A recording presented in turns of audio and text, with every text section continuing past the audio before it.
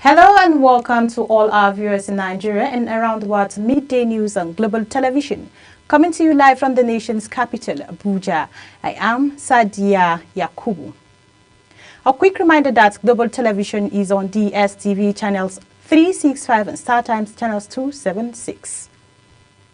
The federal government says security forces have arrested two top leaders of Ansaru al-Qaeda affiliates in Nigeria after a months-long intelligence-led counter-terrorism operation. Those captured are Mahmoud Muhammad Usman, also known as Abu Bara'a, who coordinated terror cell and masterminded kidnappings, and his deputy, Mahmoud al-Nigeria, who trained in Libya and led an armed cell around Kainji. National Security Advisor Noor Ribadu says the arrests dismantle an Ansari Central Command and mark a major breakthrough against terrorism, with evidence recovered now undergoing forensic analysis. The Defense Headquarters, in collaboration with the Defense and Police Officers of Wives Association, has distributed relief materials to victims of the Yelwata attack and internally displaced persons in Makurdi, Benue State. The initiative is part of effort to ease the plight of vulnerable groups. Felicity Indiri reports. The outreach took place at the Benue State University Teaching Hospital and the IDP camp at the International Market in Makurdi. Leading the humanitarian effort is the president of the POA, Mrs. Lilian Musa, who was represented by the association's public relations officer, Chinelu Ifeanyi, who pledged the POA's commitment to continue providing hope and support to communities in need.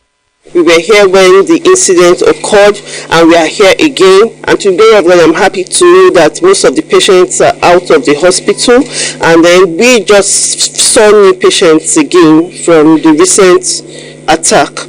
So she made a promise, and we are here to fulfill that promise.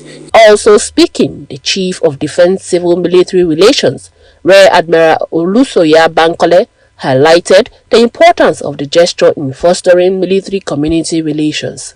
Between Nasarawa State and Benue State, you can walk across. So we are brothers. So no matter what people are, wherever these people are coming from, we need to preach peace. Then secondly, let us give timely information to our security agencies. Please, no matter what, you may feel they won't help, but they can help. The Chief Medical Director of Benue State University Teaching Hospital, Dr. Stephen Hwande, on behalf of beneficiaries, expressed gratitude for the intervention, describing it as timely. He's one of the most prominent, proactive Chief of Defense Staff in this country has ever had. He's very proactive. They said he has been here 4 times, shows that it's not child's play. And then not just being in the combat, they are also looking at the humanitarian, who usually was not their focus. The relief items were shared among orphans, widows, displaced persons, and people with disabilities. From Makurdi, Felicity Indere reporting for Global TV News.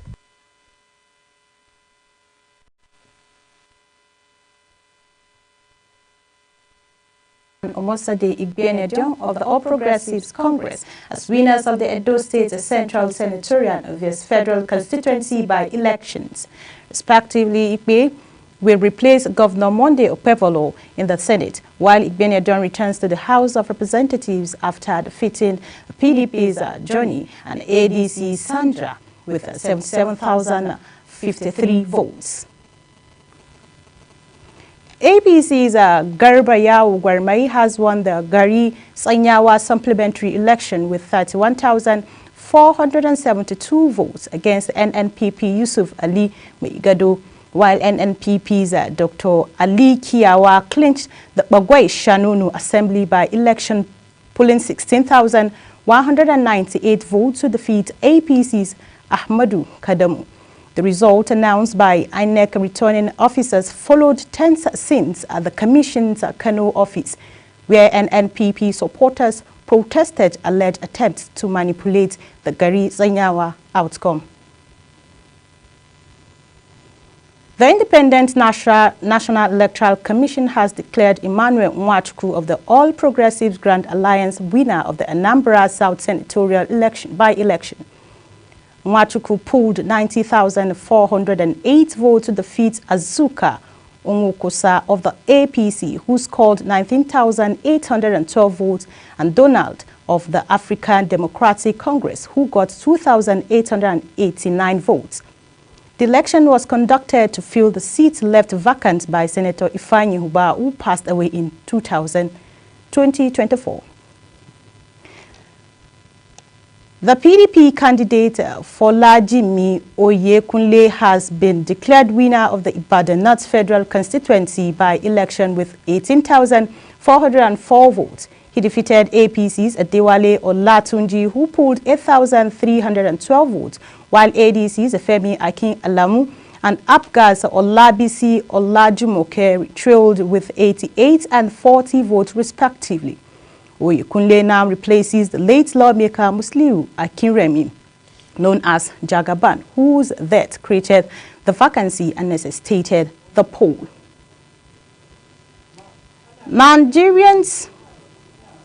Nigeria's agricultural landscape is changing, and in the center of this transformation is a three-letter word that has stirred debate across farms, markets, and even places of worship. While scientists hail it as a solution to hunger and climate change, some Nigerians still question its safety and alignment with their beliefs. But what do the people who till the soil every day really think? In this special report, Anita Patrick takes us to the field to hear from the farmers themselves. For decades, smallholder farmers in Nigeria have battled low yields, pest invasion, and unpredictable weather patterns. But now, a new seed variety genetically modified to resist pests and withstand drought is promising better harvest and higher income. That sentiment is echoed across farmlands in Kaduna, Benue, and Kano, where farmers say GMOs have not only boosted productivity but also reduced their operational costs. Ndaman Dantani, a farmer who has planted and harvested produce from GMO seeds, says it's cost-effective and reduced pesticide use. It has pest resistance, environmental sustainability, and longer shelf life for produce. In other seeds, you will be spending money on chemicals for spraying. But in this of GMO, you can't buy much of chemical for spraying.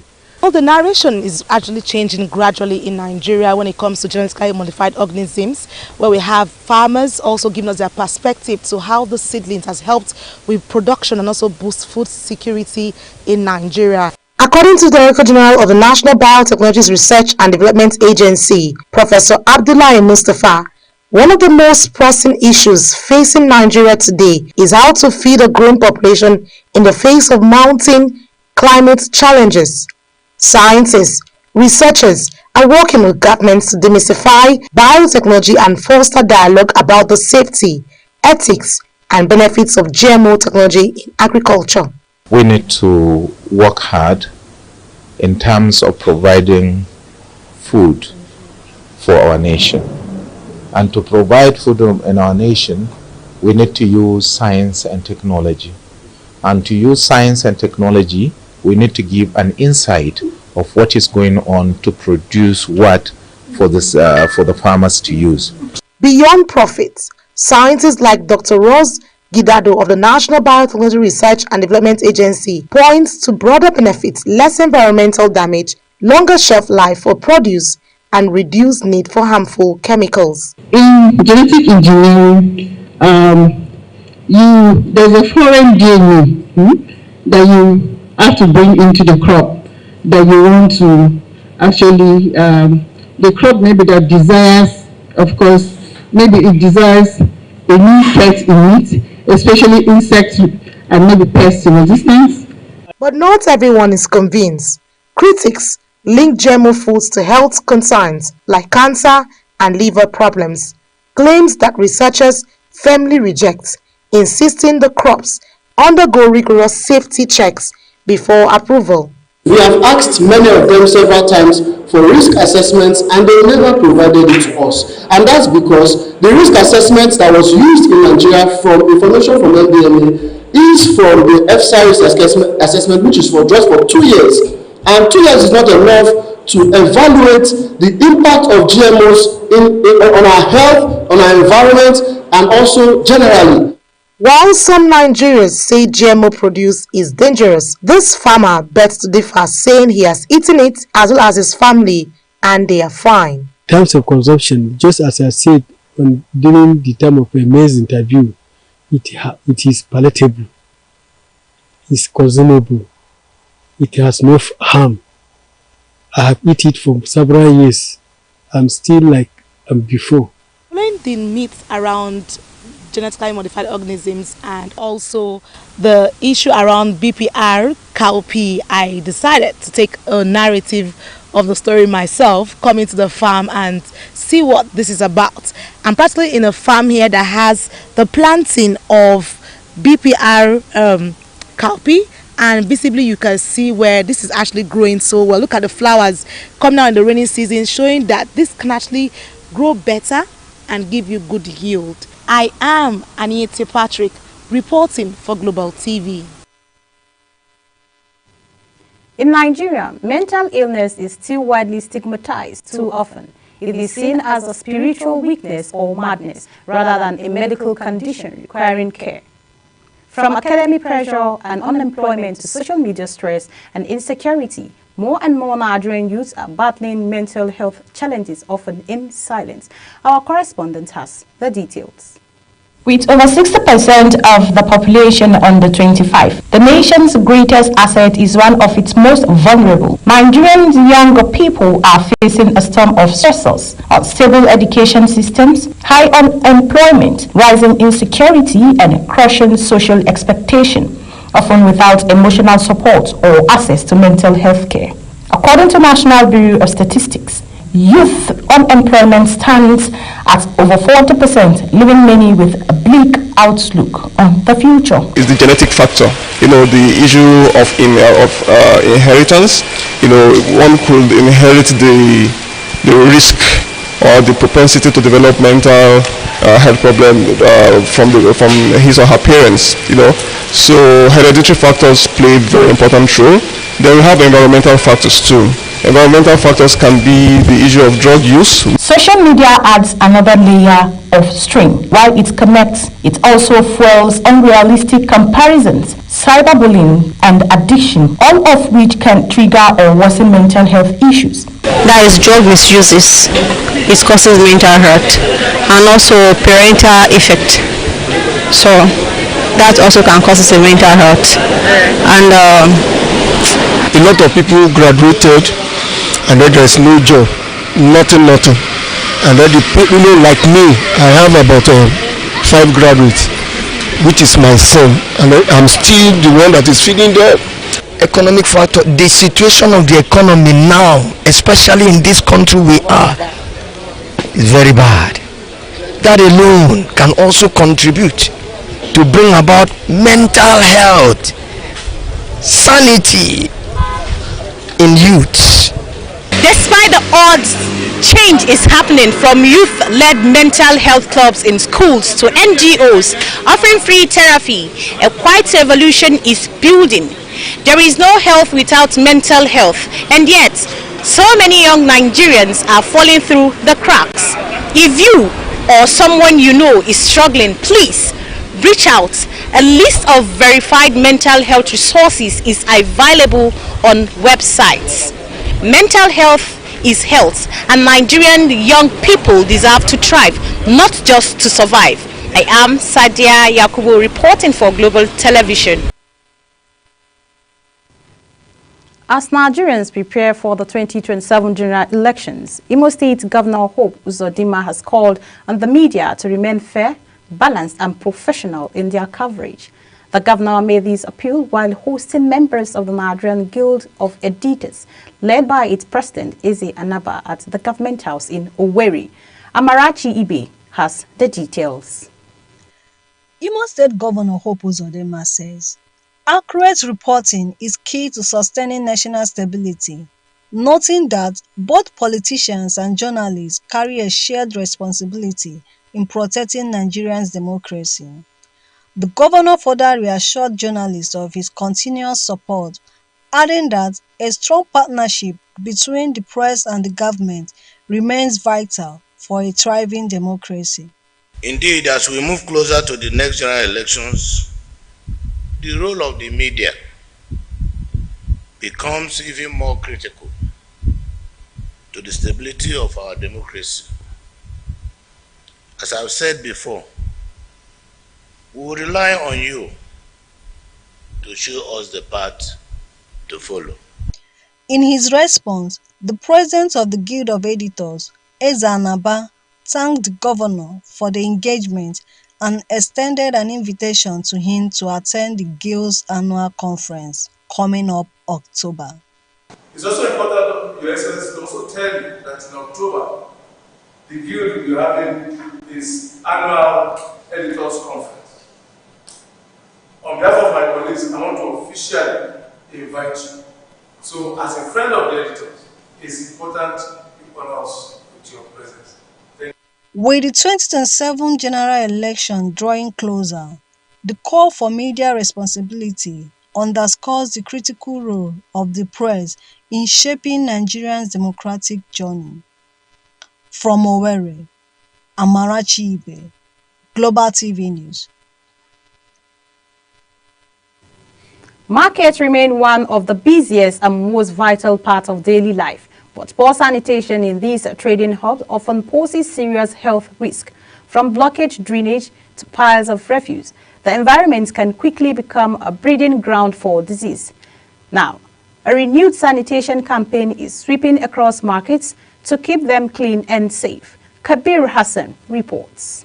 With traders and customers constantly engaging goods and cash, markets can easily become hotspot for germs if hygiene is neglected. The latest environment sanitation exercise targets refusal disposal, drainage clearing, and surface cleaning, all aimed at creating a healthier environment for food handling and trade. Across the section of traders and market officials interviewed, many says the initiative is restoring order and boosting customer confidence. Some believe a clean market not only protects public health but also increases sales, as shoppers are more comfortable buying in a safe environment. We are sellers.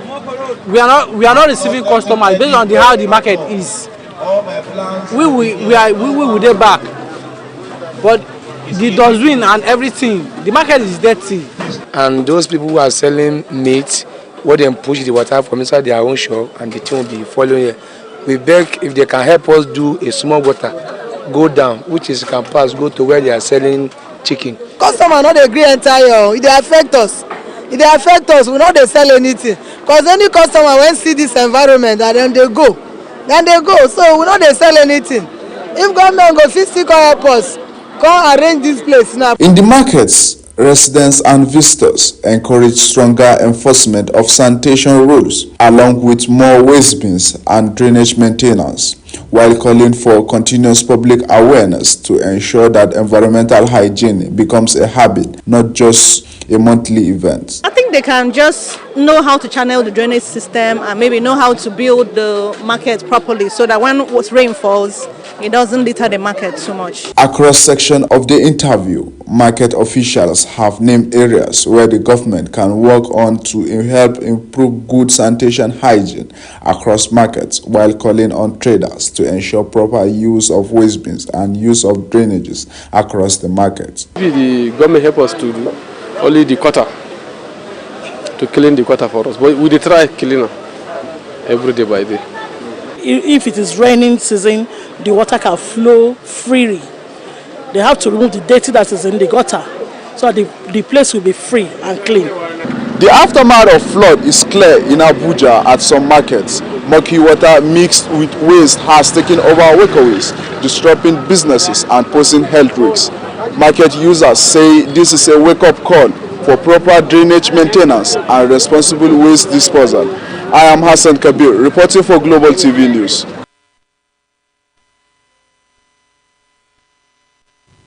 You're watching the live broadcast of Midday News. When Midday News returns, Lionel Messi becomes the fastest player to hit 875 career goals. Details coming shortly, plus business and foreign stories on the other side of this bit. Please stay with us.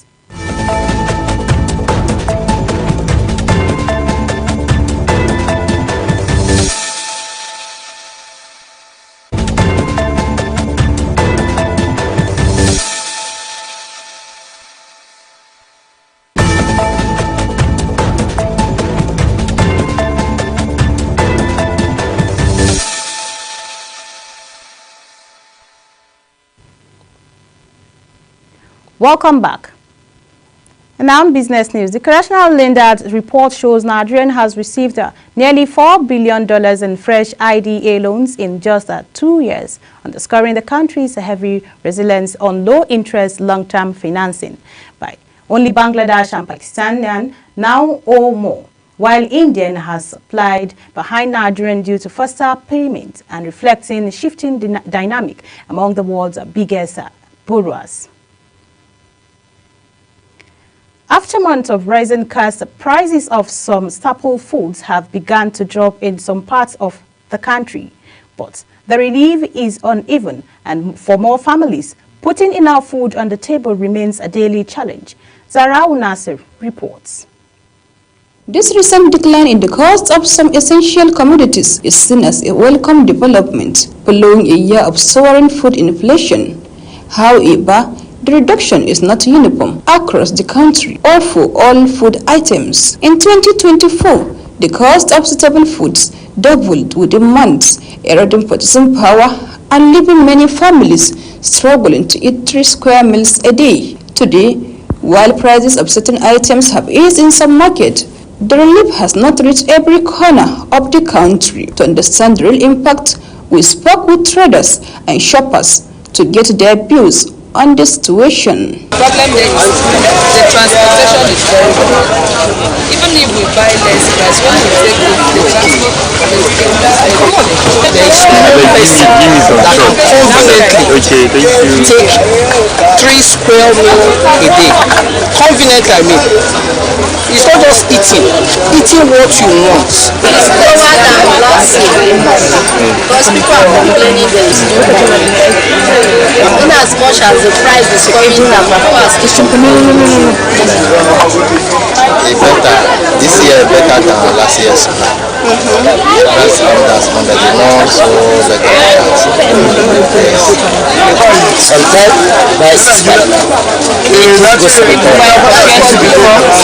last 7,000. While some welcome the drop, others say it's not enough to ease the burden on their household budgets. Many are calling on government and stakeholders to sustain efforts that will further lower prices and make food truly affordable for Nigerians. This market trend regarding prices of essential commodities is considered by many as a welcome development after a year of high inflation. However, prices remain high in some areas and the drop is not uniform across the country or for all food items. Zahra Nasir, reporting for Global TV News. And on foreign scene, Ukrainian President Vladimir Zelensky has accused Russia of undermining peace efforts by rejecting a ceasefire, even as President Trump and Putin failed to seal a deal at talks in Alaska. The Russian leader described the summit as very useful, while Trump said he preferred pursuing a permanent peace agreement over a temporary ceasefire. Zelensky left out of the meeting